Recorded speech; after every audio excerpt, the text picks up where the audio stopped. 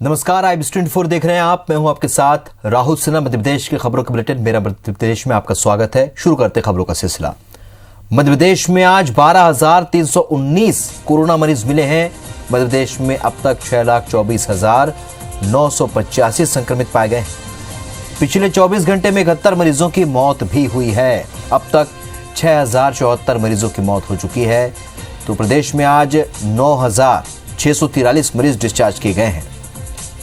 मध्य प्रदेश में अब तक 5,29,667 मरीज स्वस्थ हो चुके हैं और एक्टिव मरीजों की संख्या इस वक्त 89,244 है।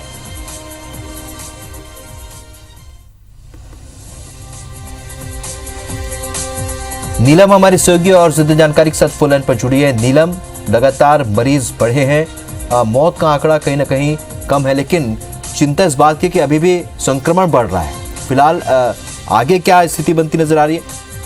जी बिल्कुल, मध्य प्रदेश में जो है संक्रमण के जो नए मामले हैं वो लगातार बढ़ते हुए ही दिख रहे हैं। वहीं पिछले 2 से 3 दिनों में जो एक्टिव मरीजों की संख्या कम हुई थी वो फिर से एक बार बढ़ना शुरू हो गई है, तो ये भी एक चिंता का विषय है। हालांकि पॉजिटिविटी दर जो है वो 18% के करीब पहुंच गई है, जो एक राहत भरी बात है। प्रदेश में लगातार जो है टेस्टिंग को बढ़ा दिया गया है। फिलहाल करीब 62,000 के आसपास रोजाना सैंपल टेस्ट किए जा रहे हैं। वहीं यदि हम मौतों के आंकड़ों की बात करें तो अब वो जो है वो कम होते हुए नजर आ रहे हैं। लगातार यही कोशिशें जारी हैं, क्योंकि कई छोटे जिलों में और जो छोटे गांव है वहां पर संक्रमण फैल रहा है। इसलिए ये एक बहुत बड़ी चिंता का विषय है स्वास्थ्य विभाग और राज्य सरकार के सामने कि गांवों में जो संक्रमण है उसे कैसे फैलने से रोके, जिसके लिए किल कोरोना अभियान चलाया जा रहा है। इसके साथ ही साथ गाँव में वैक्सीनेशन को लेकर के जागरूकता नहीं है, उसके लिए भी काम किया जा रहा है कि ज्यादा से ज्यादा जो ग्रामीण व्यक्ति है वो वैक्सीन लगवाए। और इसके साथ ही साथ जिन छोटे जिलों में कोरोना के ज्यादा मामले भी सामने आ रहे हैं वहां पर भी जो है लगातार जिला क्राइसिस कमेटी की बैठकें हो रही हैं और उन्हें अधिकारियों से निर्देश दिया जा रहा है कि बढ़ते संक्रमण के जो मामले हैं उन्हें नियंत्रित किया जाए। जो भी गाइडलाइन हो सकती है उसका सख्त से सख्त पालन किया जाए। और लगातार मुख्यमंत्री शिवराज सिंह चौहान भी खुद बैठकें ले रहे हैं और लोगों से यही अपील की जा रही है बार बार कि वो जो है कम घरों से बाहर निकले, कोरोना कर्फ्यू का पूरी तरीके से पालन करें और साथ ही साथ अगर निकलने की जरूरत भी है तो कोविड गाइडलाइन का पालन करें। जी बिल्कुल, और गाँव में अगर संक्रमण फैलता है तो एक बड़ी चुनौती सरकार के सामने खड़ी हो जाएगी। इस जानकारी के लिए बहुत बहुत शुक्रिया नीलम आपका। भोपाल से इस वक्त एक अहम खबर। कोरोना रोकथाम और व्यवस्था के लिए बैठक हुई। सीएम शिवराज ने कोरोना कोर ग्रुप की बैठक ली है। कोर ग्रुप के मंत्रियों और अधिकारियों से उन्होंने चर्चा की। बैठक में सीएम शिवराज ने बयान भी दिया कि वैक्सीनेशन के लिए भीड़ जमा न करें। उन्होंने कहा कि वैक्सीन का खर्चा मध्य प्रदेश सरकार देगी। कई पंचायतों में अलग क्वारंटाइन सेंटर बनाए गए हैं।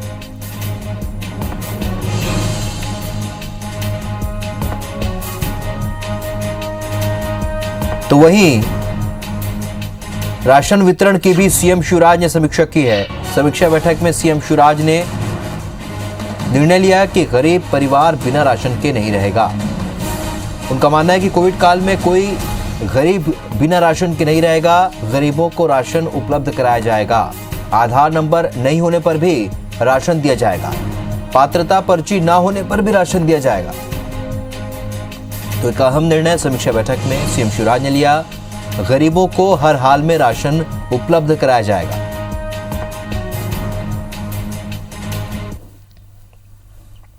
तो मध्य प्रदेश में आज से 18+ से 44 साल तक के लोगों का वैक्सीनेशन शुरू हो चुका है और वैक्सीन लगवाने को लेकर युवाओं में खासा उत्साह देखने को मिला। सुबह से ही युवा वैक्सीन लगवाने के लिए लाइन में खड़े नजर आए और अपनी बारी का इंतजार करते रहे। तो वैक्सीन लग रहा है। आपको मध्य प्रदेश के 4 महानगरों की तस्वीर दिखा रहे हैं। भोपाल, इंदौर, ग्वालियर और जबलपुर में वैक्सीन को लेकर काफी अच्छी तस्वीरें सामने आई। यहाँ कई घंटों के इंतजार के बाद भी लोग टीकाकरण के लिए सजग दिखाई पड़े।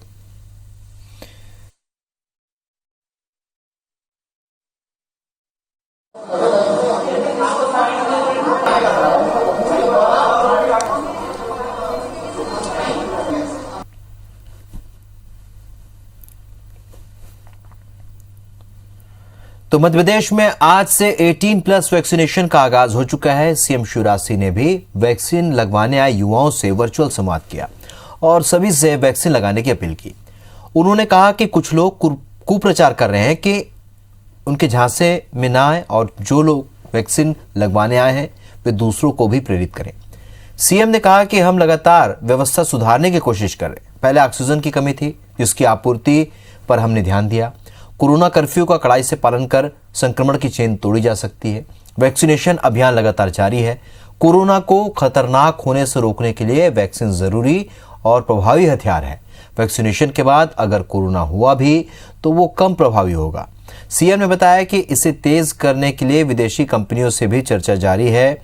वैक्सीन सेंटर में भी लोग गाइडलाइन का पालन करें। हमारी कोशिश है कि हम जल्दी से जल्दी हमारी पूरी पॉपुलेशन को हम कवर कर लें। वैक्सीनेशन अगर हो जाएगा तो ये मैं नहीं कहता, तथ्य कहते हैं, वैज्ञानिक कहते हैं, अनुभव कहते हैं कि फिर या तो हमको कोरोना होगा नहीं, और अगर किसी को हुआ भी तो रोग प्रतिरोधक क्षमता इतनी होगी कि वो उनका कुछ बिगाड़ नहीं पाएगा, छू के निकल जाएगा। एक नहीं, अनेकों देशों का अनुभव ये बताता है, और इसलिए हम पूरी तरह से आश्वस्त हैं कि वैक्सीनेशन अगर हमने करा लिया तो इस संकट से बचने का एक प्रभावी हथियार हमारे पास हो गया। मध्य प्रदेश के पूर्व मुख्यमंत्री और पीसीसी चीफ कमलनाथ ने इंदौर में बीजेपी पर जमकर हमला बोला। प्रदेश सरकार पर आरोप लगाते हुए उन्होंने कहा कि कोरोना की वजह से रोजाना सैकड़ों मौतें हो रही हैं और सरकार लाशों पर राजनीति कर रही है। पूरा प्रदेश भगवान भरोसे चल रहा है। जानकारी मिली है कि बीजेपी कार्यकर्ता और नेता रेमडेसिविर इंजेक्शन बांट रहे हैं और ब्लैक कर रहे हैं। जनवरी से मीडिया कोरोना की तीसरी लहर के लिए आगाह कर रही थी, लेकिन सरकार ऑक्सीजन और रेमडेसिविर इंजेक्शन एक्सपोर्ट में लगी है। वहीं उन्होंने सरकार से सवाल पूछा कि 18 साल से ज्यादा उम्र वालों को कितनी वैक्सीन लगाई गई है। इस दौरान उन्होंने दमोह के परिणाम के लिए वहां की जनता का शुक्रिया अदा किया।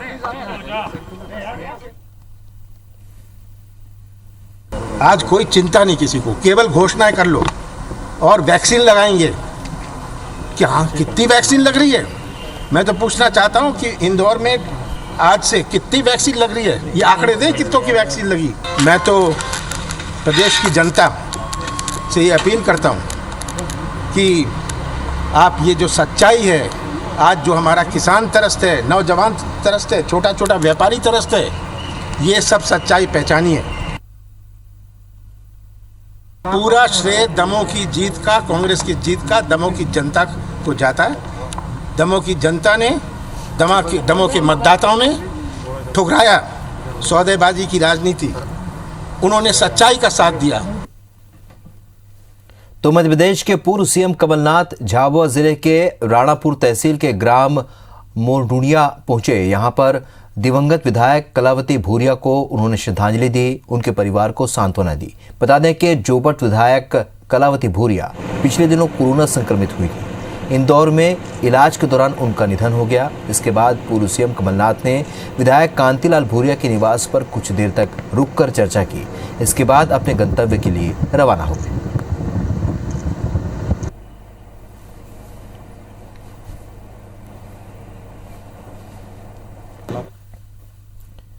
इंदौर में कोरोना संक्रमण के बीच जनप्रतिनिधि अपने क्षेत्रों में जनता को राहत पहुंचाने का काम कर रहे हैं और इसी कड़ी में क्षेत्र क्रमांक 3 के विधायक आकाश विजयवर्गीय ने कोरोना मरीजों के लिए 50 ऑक्सीजन कंसंट्रेटर मशीनें मंगाई हैं। जिसे अपनी विधानसभा के कोरोना मरीजों को निःशुल्क उपलब्ध कराई जाएगी। मशीन लेते वक्त मरीज का आधार कार्ड, कोरोना पॉजिटिव रिपोर्ट की कॉपी और डॉक्टर का प्रिस्क्रिप्शन अनिवार्य रूप से जमा करना होगा। आकाश विजयवर्गीय ने बताया कि कोरोना की दूसरी लहर काफी घातक है, जो लोगों को ज्यादा नुकसान पहुंचा रही है। जनता को राहत देने के उद्देश्य से 50 ऑक्सीजन कंसंट्रेटर मशीनें मंगाई गई हैं। वहीं ऑक्सीजन को लेकर उन्होंने कहा कि आज की स्थिति में ऑक्सीजन की पर्याप्त आपूर्ति हो रही है। रेमडेसिविर इंजेक्शन भी पहले की तुलना में अधिक मिलने शुरू हो गए हैं।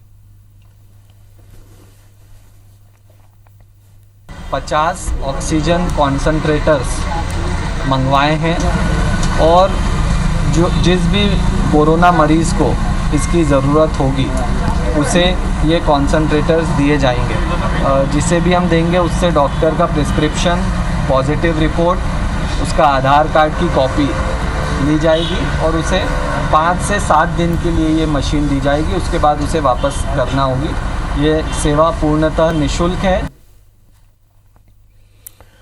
कांग्रेस के विधायक संजय शुक्ला ने भाजपा नेता समेत मंत्री तुलसी सिलावट पर गंभीर आरोप लगाए हैं। संजय शुक्ला का आरोप है कि भाजपा के नेता और मंत्री पुत्र रेमडेसिविर इंजेक्शन की कालाबाजारी से जुड़े हुए हैं। उनके पास से मिलने वाले इंजेक्शन की बाजार में कालाबाजारी जारी है। मरीजों को इंजेक्शन नहीं मिल पा रहे हैं, लेकिन भाजपा नेता और विधायकों के पास इंजेक्शन की कोई कमी नहीं है।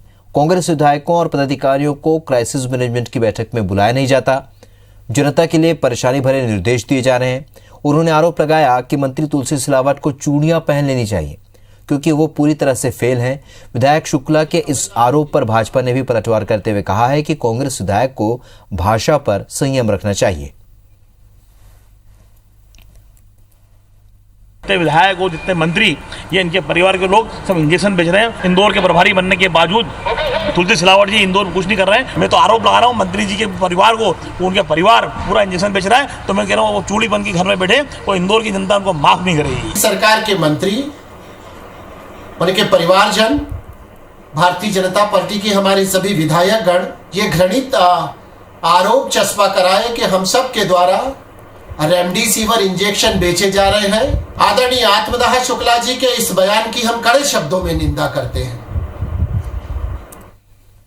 कार्रवाई भी करेंगे और मैदानी प्रत्युत्तर भी देंगे।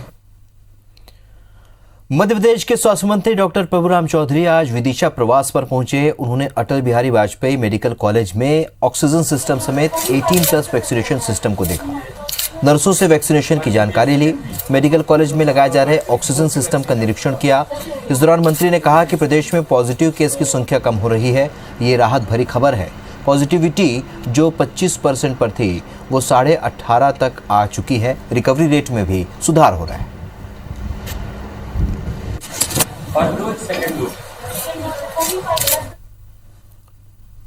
कोरोना से ठीक हो रहे मरीजों को नई बीमारी ने घेरना शुरू कर दिया है। महाराष्ट्र और राजस्थान के कुछ शहरों के बाद इंदौर में भी फंगल इन्फेक्शन के मरीज आने शुरू हो गए हैं।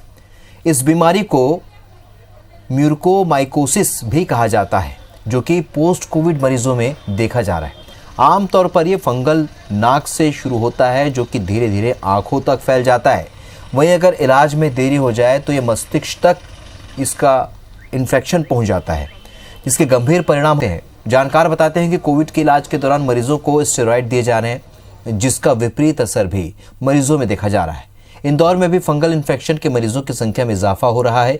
वहीं इसका इलाज भी बहुत महंगा है। फंगल इन्फेक्शन को खत्म करने के लिए लिप्सोमल इन्फोरोटिसिलिन के 50 से 90 इंजेक्शन लगाए जाते हैं और इस इंजेक्शन की भी शॉर्टेज होने लगी है।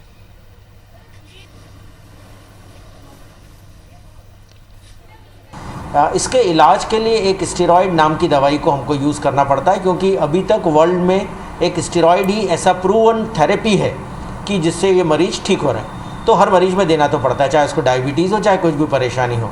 और स्टेरॉइड का एक साइड इफ़ेक्ट है कि हमारी बॉडी की इम्यूनिटी कम होती है, इस कारण से डायबिटीज़ बढ़ती है। इस कारण से कुछ लोगों में फंगल इन्फेक्शंस देखे जा रहे हैं और उनको पोस्ट कोविड पीरियड में फंगल इन्फेक्शंस के लिए सर्जरी कराने की नौबत आ रही है, ट्रीटमेंट कराने की नौबत आ रही है। लेकिन ये उनकी जान कोविड से बचाने के चक्कर में ये एक छोटी सी परेशानी उनको देखना पड़ रही है। जबलपुर में कोरोना के बढ़ते संक्रमण को देखते हुए रेलवे ने आइसोलेशन कोच तैयार किए हैं, जिसका निरीक्षण आज इंदौर के कलेक्टर कर्मवीर शर्मा ने किया। इसमें उन्होंने कोच की व्यवस्थाओं का जायजा लिया, साथ ही कुछ जरूरी सुविधाएं मुहैया कराने के लिए रेलवे से आग्रह किया। आपको बता दें कि रेलवे ने 5 कोच तैयार किए हैं, जिसमें हर कोच के अंदर 14 संक्रमित मरीजों का इलाज किया जा सकेगा। वहीं जबलपुर के हालात को देखते हुए कलेक्टर ने रेलवे से मांग की है कि वो आइसोलेशन स्पेशल कोच के जरिए कम से कम 300 बेड तैयार रखें, ताकि जरूरत पड़ने पर इस्तेमाल किया जा सके।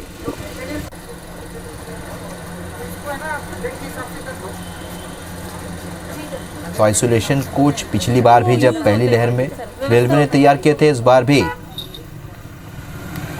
खतरे को भांपते हुए रेलवे ने आइसोलेशन कोच बनाए हैं, ताकि जरूरत पड़ने पर इनका इस्तेमाल किया जा सके।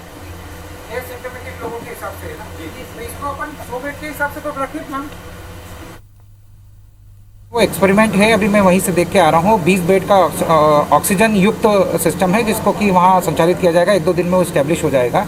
लगभग तैयार है। अभी मैं जस्ट वहीं से आ रहा हूँ। ये एक एक्सपेरिमेंट किया हुआ है कि हम पोर्टेबल बेड्स को कैसे और पोर्टेबल हॉस्पिटल को कैसे हम बना सकते हैं। ये अभी सक्सेसफुल होगा तो फिर आगे हम लोग इसको और एक्सपेंशन। जबलपुर में कोरोना की दूसरी लहर बुजुर्गों से ज्यादा युवाओं को अपनी चपेट में ले रहा है। पॉजिटिविटी का ट्रेंड यही कह रहा है कि पिछले एक महीने में आए नए संक्रमितों में 16% बुजुर्ग रहे, जबकि नई उम्र के मरीजों का आंकड़ा 35% के तक पहुंच चुका है। Covid command and control centre ने अप्रैल के महीने में जो आंकड़े जुटाए उसमें तकरीबन 20,000 नए संक्रमितों पर स्टडी की गई। इससे जानकारी निकलकर सामने आई है कि शुरुआती दौर से ही कहा जाता रहा है कि बच्चों का इम्यून सिस्टम ज़्यादा स्ट्रांग होता है। हाल के आंकड़े भी यही कहते हैं। दूसरी लहर के ट्रेंड से ये पता चलता है कि 18 वर्ष से कम उम्र वाले सिर्फ 6% बच्चे किशोर ही पॉजिटिव हुए। इससे ये भी सामने आया है कि टीनेजर्स की इम्यूनिटी भी यंगस्टर्स से ज़्यादा बेहतर होती है।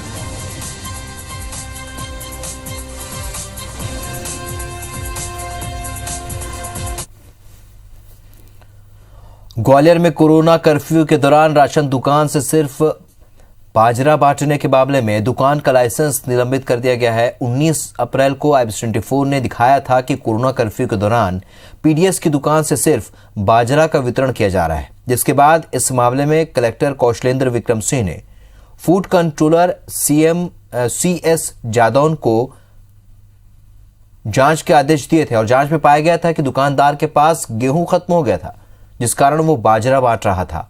वहीं इस मामले में दुकानदार पर कार्रवाई के निर्देश दिए गए थे। फूड कंट्रोलर CS जादव ने अब PDS की अंबेडकर सहकारी समिति की दुकान को निलंबित कर दिया है।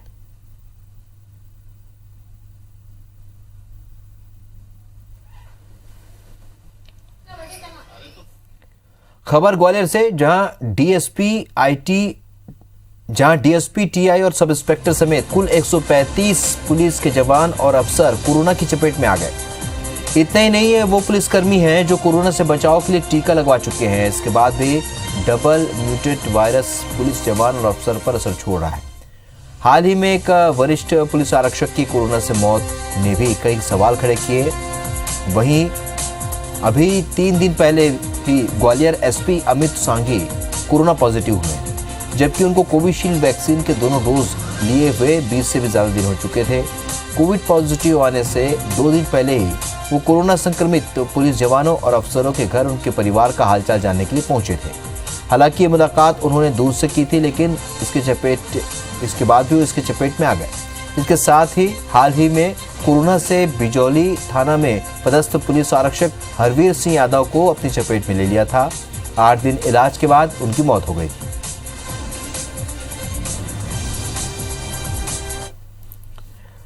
कोरोना काल में लोग अपनों को भूलते जा रहे हैं। कोरोना पीड़ित होने पर कई लोग अपने परिजनों को अस्पताल में भर्ती तो करा देते हैं, लेकिन बाद में उनकी सुध तक नहीं लेते।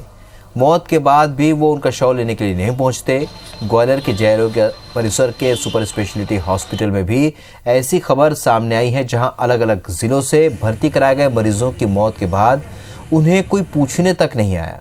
ऐसे में अंतिम संस्कार के लिए शवों को नगर निगम को सौंप दिया गया, जहां लक्ष्मीगंज स्थित मुक्तिधाम में रीति रिवाज के साथ अंतिम संस्कार किया गया। आपको बता दें कि पिछले साल में इस तरह के करीब 100 से भी ज़्यादा शवों का अंतिम संस्कार किया जा चुका है। वहीं निगम की ओर से उनकी अस्थियां अभी तक संभाल कर रखी गई हैं। अधिकारियों की माने तो आने वाले किसी शुभ दिन इन अस्थियों को हिंदू रीति रिवाज के साथ विसर्जित कराया जाएगा। ये बॉडियाँ हमें GH हॉस्पिटल से ही मिली हैं और उनके द्वारा जो एम्बुलेंस से और जो स्टाफ लेके आता है, लेकिन वो इस बताने की स्थिति में नहीं रहता है कि ये क्या है, तो इसलिए पंचनामा भी मैं इनका नहीं बना पाता। एक पूरी सेंचुरी से ज़्यादा हो गया है कि 100 बॉडियाँ ऐसी हैं कि जो उनके परिजन लेने नहीं आए। उनका दाह संस्कार करने के बाद जो अस्थियाँ बची हुई हैं उनको विसर्जन भी उनका कराया जाएगा। पश्चिम बंगाल में ममता सरकार के आने के बाद से ही जमकर हिंसा हो रही है। बीजेपी कार्यालयों में तोड़फोड़ और महिला कार्यकर्ताओं के साथ छेड़छाड़ की कई घटनाएं सामने आई हैं। बंगाल हिंसा को लेकर बीजेपी ने आज पूरे देश में धरना प्रदर्शन किया। भोपाल बीजेपी कार्यालय में केंद्रीय मंत्री प्रहलाद पटेल, गृह मंत्री नरोत्तम मिश्रा, प्रदेश अध्यक्ष BD शर्मा समेत कई नेताओं ने धरना दिया और ममता बनर्जी पर जमकर निशाना साधा। वहीं जबलपुर में सभी 16 मंडलों पर बीजेपी कार्यकर्ताओं ने धरना प्रदर्शन कर विरोध जताया और कहा कि सरकार बनने के बाद टीएमसी कार्यकर्ता लगातार बीजेपी कार्यकर्ताओं को निशाना बना रहे हैं, जो कि दुर्भाग्यपूर्ण है। बीजेपी ने पश्चिम बंगाल में राष्ट्रपति शासन लागू करने की मांग की है।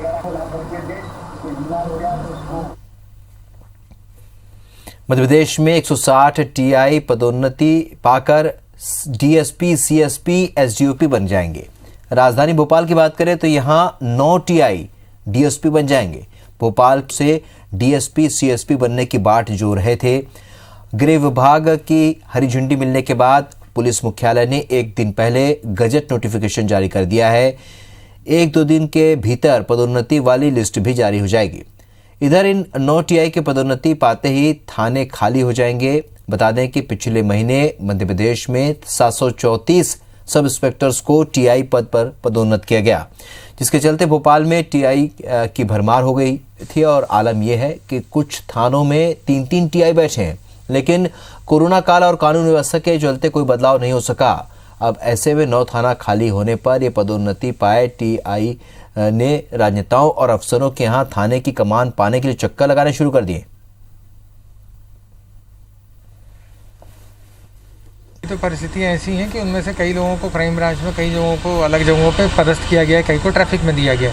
लेकिन चूंकि अभी कोविड के कारण परिस्थितियाँ ऐसी हैं, कई के रिश्तेदार बीमार हैं, कई के लोग कहीं गए हुए हैं, तो इसलिए व्यवस्था जो है उस तरह से नहीं बन पाई है कि बिल्कुल कैटेगोरिकली हम बता सकें कि इस आदमी को यहाँ पदस्थ किया गया। बट अभी आपने जैसे बताया, जो स्थिति जैसी बनेगी उसके हिसाब से कार्रवाई करेंगे। मुरैना में रेत माफिया के हौसले बुलंद हैं। वन विभाग के अधिकारियों पर फायरिंग की जा रही है। दरअसल वन विभाग की टीम रेत माफिया पर कार्रवाई करने के लिए गई हुई थी और तभी रेत माफिया ने वन विभाग की टीम पर फायरिंग की। हालांकि रेत माफिया ट्रैक्टर ट्रॉली छोड़कर भाग निकले। वन चौकी पर रेत से भरा ट्रैक्टर ट्रॉली पकड़ा गया। गोली चलाने वाले और चालक दोनों फरार हैं। ट्रैक्टर ट्रॉली को राजसात कर मालिक के विरुद्ध मामला दर्ज कर लिया गया और वन विभाग की टीम रेत माफिया पर लगातार कार्रवाई कर रही है। लेकिन आरोप है कि पुलिस और प्रशासन चुप्पी साधे बैठा है। मध्य प्रदेश की खबरों में फिलहाल इतने। ताजा अपडेट के लिए बने रहिए IBS 24 के साथ। नमस्कार।